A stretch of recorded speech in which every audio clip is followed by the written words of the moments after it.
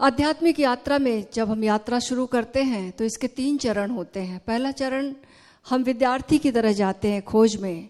भीतर एक कौतूहल है, एक प्रश्नों का भंडार है, जानकारी इकट्ठी करनी है, तो हम गुरु की खोज में जाते हैं। हमारे लिए वो शिक्षक है, ही इज़ ए टीचर। उसके पास जितनी जानकारी है वो सब हम इकट्ठी कर लेना चाहते हैं। शास्त्र ज्ञान, जितना भी इंफॉर्मेशन, हम अपने आप को इंफॉर्मेशन से भरते हैं। कुछ ऐसा करते हैं कि पेड़ फूलों से लदा हुआ है, हमें फूल अच्छे लग रहे हैं, हम फूलों को तोड़ लेते हैं। लेकिन तोड़ने के बाद क्या होगा? फूल खुशबू थोड़ी देर देंगे, लेकिन बाद में ये फूल मुरझा जाएंगे, ये फूल सड़ जाएंगे, फिर काम आने वाले नहीं हैं, क्योंकि वो पेड़ से अलग हो गए। फिर दूसरी यात्रा है शिष्य की। अब शिष्य को जानकारी नहीं चाहिए, शिष्य को बाहर का ज्ञान नहीं चाहिए, शिष्य को अब अनुभव चाहिए। शिष्य को गुरु के ज्ञान से मतलब नहीं है, शिष्य को गुरु के चरणों से मतलब है। गुरु के चरणों में बैठना, गुरु की निकटता को महसूस करना और अपने ईगो नेचर को विलीन करना उसकी निकटता में। अब यहाँ से शिष्यत्व की शुरुआत होती है। उसे अब आत्म रूपांतरण चाहिए। अब जानकारियों से मन नहीं बहलेगा।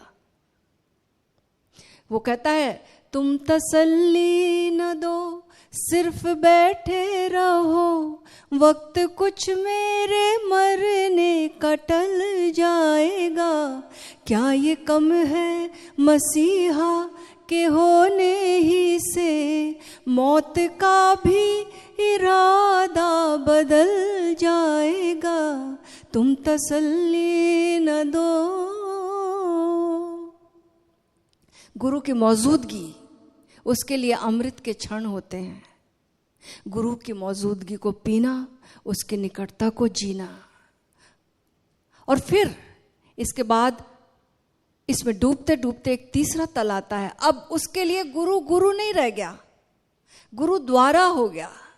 उसके लिए गुरु द्वार हो गया, वो भगवान हो गया, गुरु भगवान हो गया। गुरु ब्रह्मा, गुरु विष्णु है, गुरु शंकर, गुरु साथ। अब वो भगवत्ता का द्वार बन गया। तो ये तो तीसरी स्थिति भक्त की है। अब यहां जो सम्मिलन होता है, यहां जो मिटना होता है, यहां पर अब 2 नहीं बचते। शिष्य और गुरु में द्वैत रहता है, और भक्त और भगवान में कोई फिर भेद नहीं बचता। ये जो तीसरी अवस्था आती है, गुरु द्वार बन जाता है और भक्त उस द्वार से गुजर कर मिट जाता है, आत्म रूपांतरण से गुजरता है और पाता है कि आत्मा भी नहीं है, बस वही है। एक कॉन्शसनेस का विस्तार, न मैं न तू, बस एक भगवत्ता का एहसास। उस ब्रह्मांडीय सागर में, उस चेतना के फैलाव में वो मिट जाता है।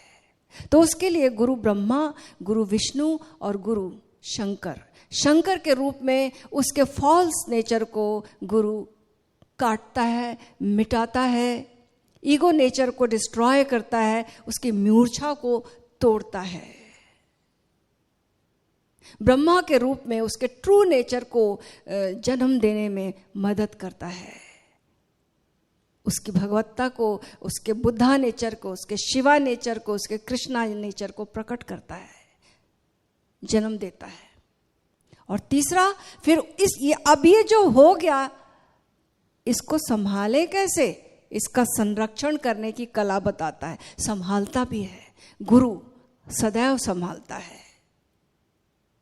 गुरु की निगरानी में अब हमारा जो ये वास्तविक स्वरूप है, इसका डेवलपमेंट होता है और ये विकसित होता है और अपने चरमोत्कर्ष पे विलीन हो जाता है।